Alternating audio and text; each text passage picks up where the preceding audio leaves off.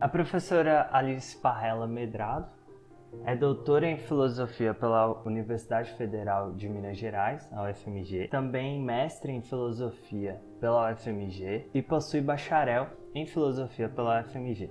Bem-vinda, Alice. Para começar essa conversa, gostaria que você falasse um pouco sobre o seu trajeto com o Nietzsche, né? O que te encantou nele, o que encantou na sua pesquisa, né, para você desenvolvê-la.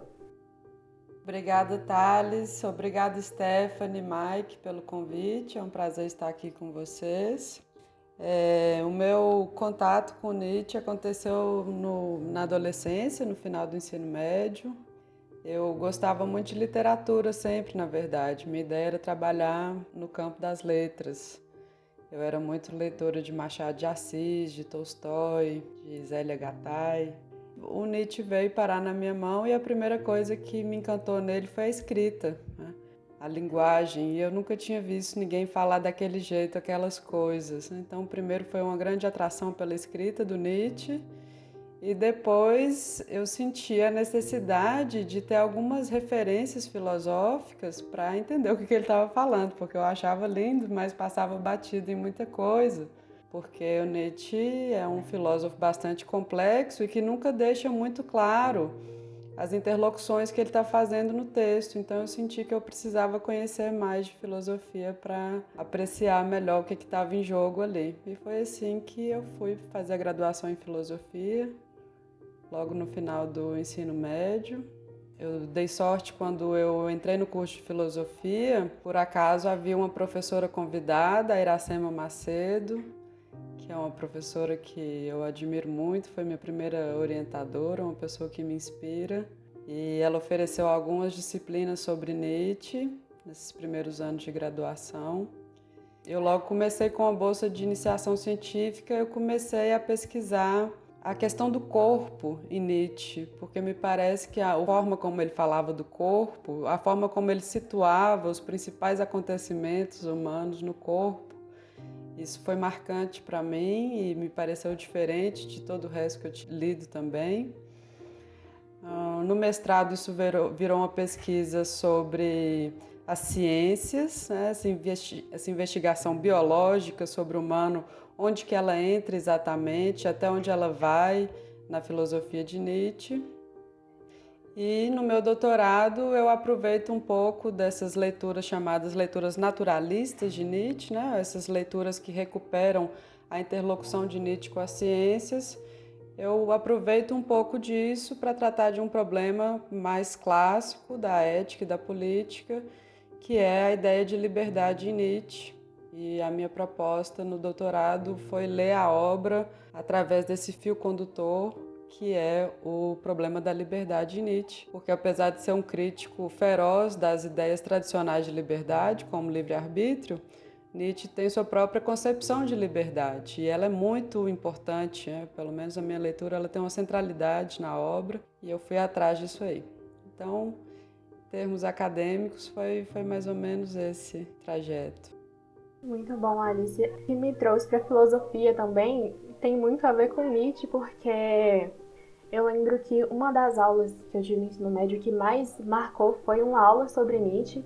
E a gente vê muito sobre ele na internet também, muitas frases separadas, né, que a gente acaba achando maravilhoso. E nisso eu queria te fazer uma pergunta. Porque o Nietzsche ele é um filósofo que caiu nas graças das mídias sociais. Toda página tem um meme do Nietzsche. Como que você enxerga essa socialização para pessoas não iniciadas na filosofia? Você acredita que isso promove uma busca pelos conceitos? É muito engraçado isso, porque a gente sempre lembra que o Nietzsche tinha certeza que ele ia fazer sucesso no futuro, né?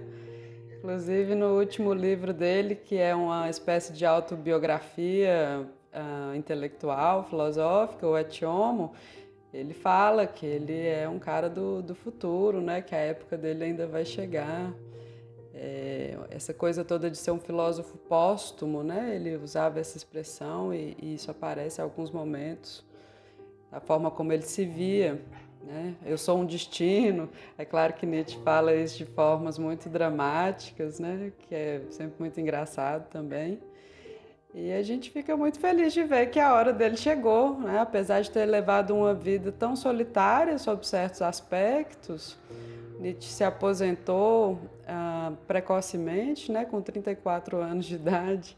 Ele já era um professor aposentado e viveu essa vida um pouco de andarilho, sempre lendo, né, o que estava sendo produzido na época, mas sempre desenvolvendo suas próprias ideias com muita independência e com muitos poucos leitores. Então, foi uma vida bastante solitária, né?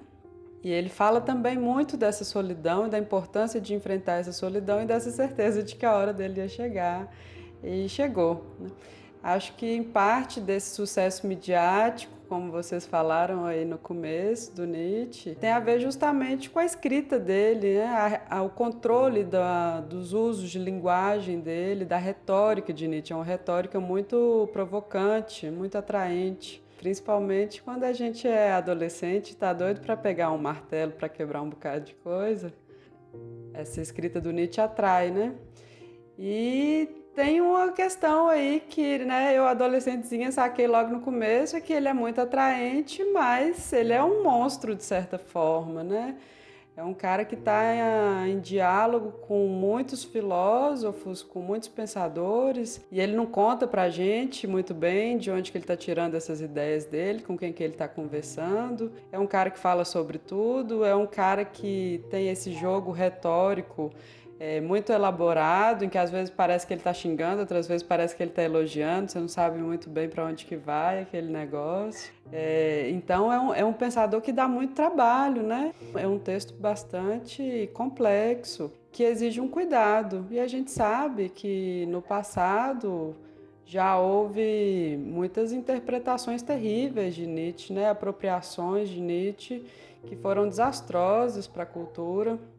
Muitas vezes ao arrepio da letra do texto, né? São interpretações que contradizem explicitamente o que ele estava falando no texto, mas muitas vezes pegando os buracos que ele deixa em aberto por causa desse pensamento muito experimentalista e dessa retórica muito agressiva às vezes, né?